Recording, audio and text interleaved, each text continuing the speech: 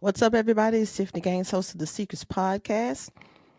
I just finished watching Deion Sanders' interview. We know that this is going to be a post Colorado Buffaloes podcast, so no sneaks and surprises there. I just finished watching his interview, The Impact Human Deion Sanders. Man, we were close. I say we. I mean, I'm just kind of riding with the team, riding with Deion. We were close yesterday. Now, everybody was telling me I didn't know what I was talking about last week, but I see Shadur was getting rid of that ball a lot faster. Maybe he got on the phone with Tom. Maybe he just really realized that, hey, these guys are not who I think they need to be. They're not that they're not the best protectors. His offensive line, not the best protectors I have or could have, or at least this year. I got to get rid of this ball a lot soon. So kudos to Shadur for doing that, saving himself from being on the ground unnecessarily, injury. So kudos to Shadur for adjusting his game because that line is what it is. It is what it is this year. But I thought that the team, man, they were resilient in the second half. I thought that they showed poise and confidence. I thought that they showed USC, and I think they showed the country that hey, they can ball, they can compete. It's just a level of expectation that they need to have for themselves. And I imagine it's probably hard not to get caught up in who you've been.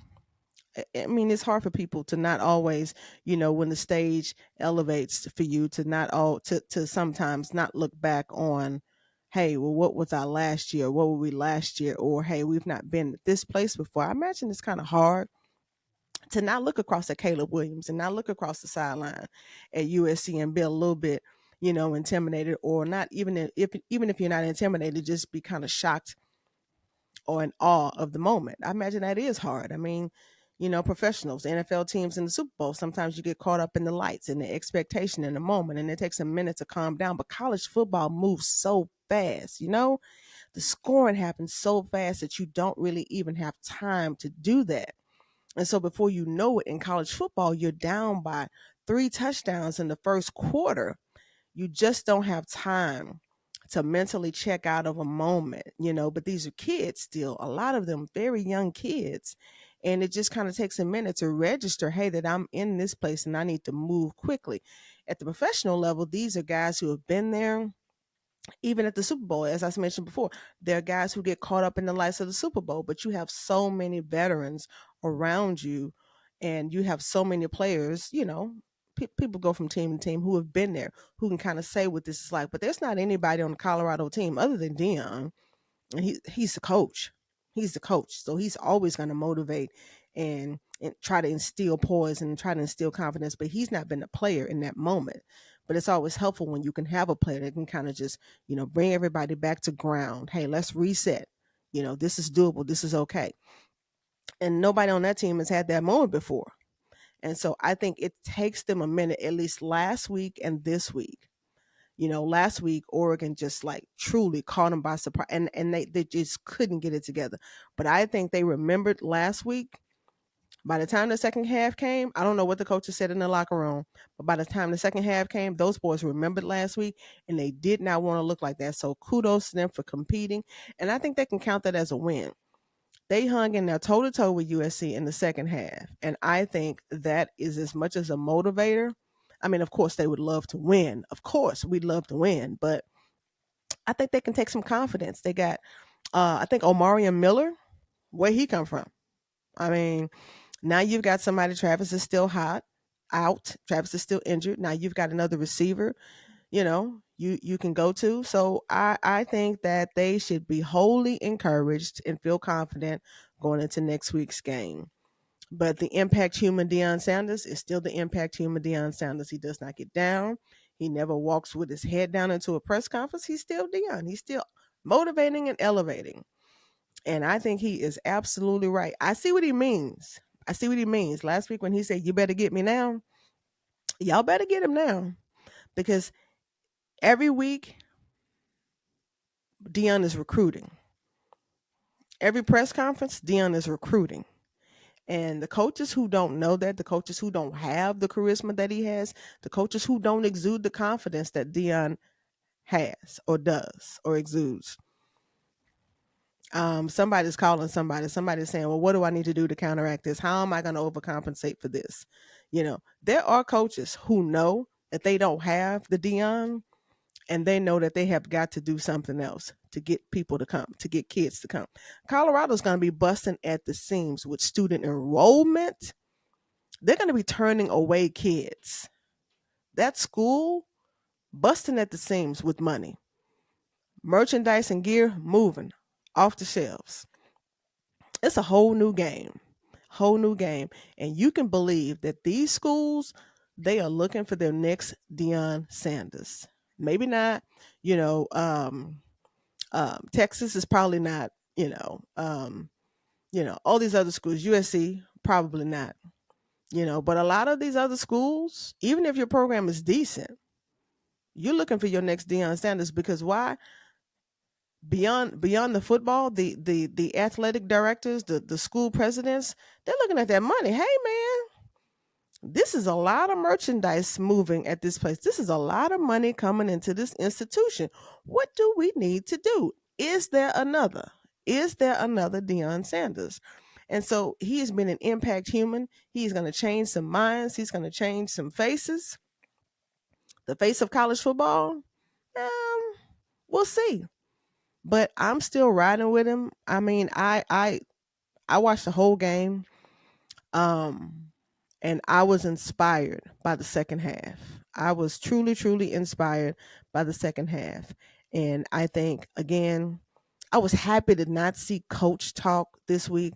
I was happy to not hear any nonsense about a coach saying something silly in the media. I don't think that, I think those coaches, those guys, those men are in the moment and they're not looking down the pipeline.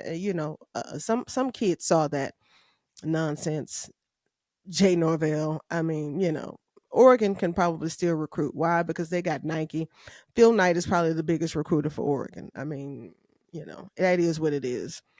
They'll be fine. But a lot of these other coaches, these mouths are going to start slowly closing because the access that Deion Sanders provides beyond him just being impact human and a motivator, the access to greatness that he provides, it's not happening on any other sideline. Now, I'm not saying coaches don't know former players who will become superstars at the NFL level, but I'm talking about the access that Deion can provide to specific skill sets. Deion knows Warren Sapp. Deion knows Michael Irvin. Deion knows T.O. Deion knows Shannon Sharp. Hell, even Kevin Garnett and Paul Pierce was at the game yesterday. I mean, I know the game was in no, it wasn't in L.A. I take that back. Okay, so we go back. Kevin Garnett and Paul Pierce was at the game in Colorado yesterday. Yes, they were playing USC. I think Paul Pierce is an LA guy, but he was not over there riding with USC. The access, the access that Deion provides for additional coaching. If your best buddy is Michael Irvin and you're a receiver and you have access to that, yeah, you can't find it in any other school. You're a tight end and one of your close friends is Shannon Sharp. You've got access to that. If Shador Sanders, access to Tom Brady, Shador Sanders has access to Tom Brady. Where are you going to get access like this at any other school, any other place, from any other coach? That is what recruits are looking at. They get access. It's not going to be about, if these kids are really sincere, which they all are, about getting to the next level. You always have some kids who are just, more interested in the lights and the sound and the fanfare. But a lot of these kids are serious about wanting to be bona fide NFL stars, changing the life of their families. And they have access to mentors.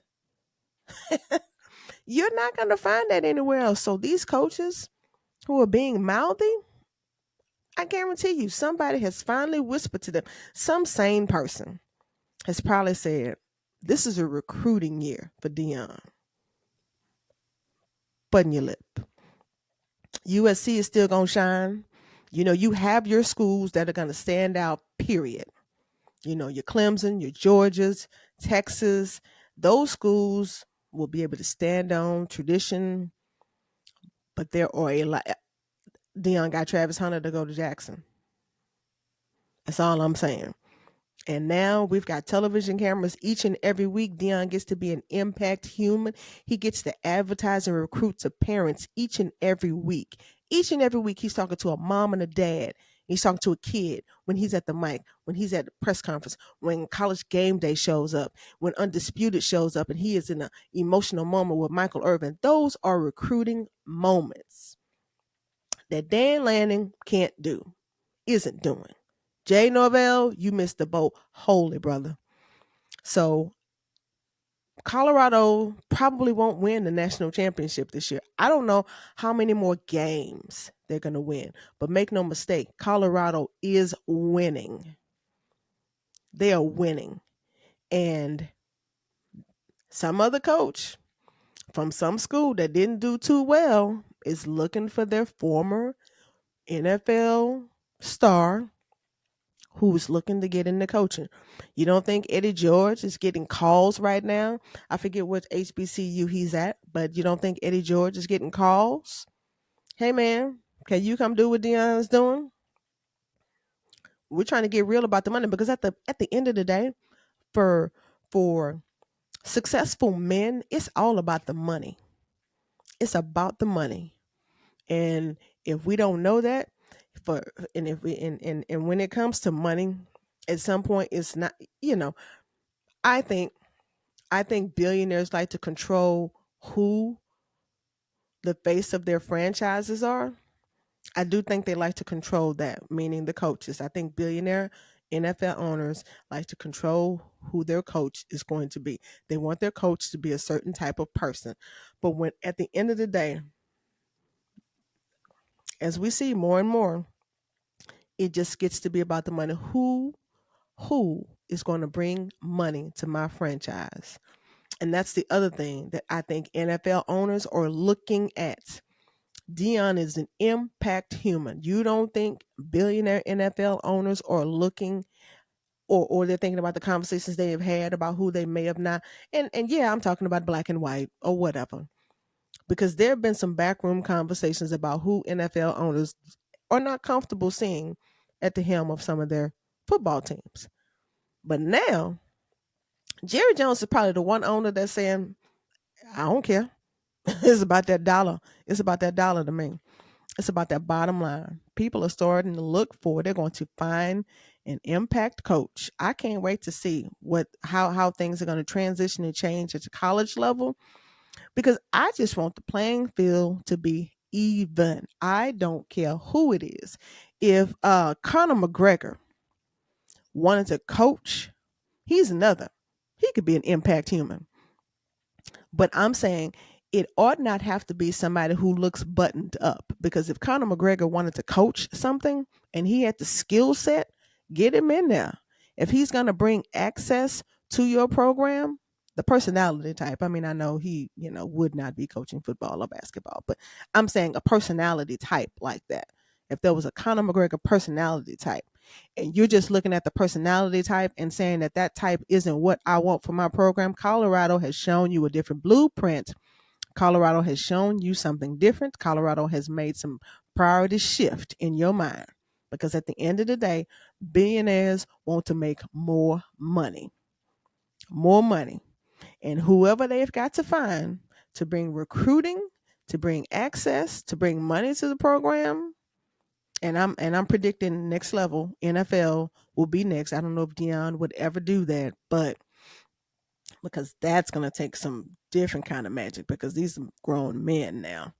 But you know, hey, the great thing about college football is yeah, they got NIL money, but you can only play for so long, and so then your NIL money goes what and where. I don't know how that works, but it may or may not impact. I mean, that's not going to be lifetime money. NIL money is not lifetime money. I mean, I guess maybe I'm being naive. I heard some double digit NIL number for Bronny James, I believe. But I'm saying these guys, these young men are going to want lifetime, generational changing type of money. And that is at the next level, the NFL. And so each and every week, whether Deion wins a game or loses a game, he is winning at Colorado. That's what people need to realize. All of this hate and all of this energy, I don't want him to win. The man's already winning. Colorado University is already winning. Nothing you can do about that, right? So I'm still happy. I'm still excited. And I'm super, super excited about the way that the second half played out. I think the guys, the young men saw we can, we believe. Next week, I'm predicting to win. I don't know who they're playing next week, to be honest. I mean, in my mind, I had Oregon and USC. Those were my bullet points. But I think next week I'm gonna be bold, regardless of who they play. They're gonna win. Now I've said that. I don't know who that is. Let me see. Y'all hold on a minute. I have to do this. Let me see if I can do that real quick. Who is Colorado gonna beat next week? Who is Colorado gonna beat next week? Mm, Arizona State. All right. Stanford. Ooh, we got UCLA coming up. Well, these are gonna be some winnable games. Y'all better get him now. Deion Sanders, Arizona State next week.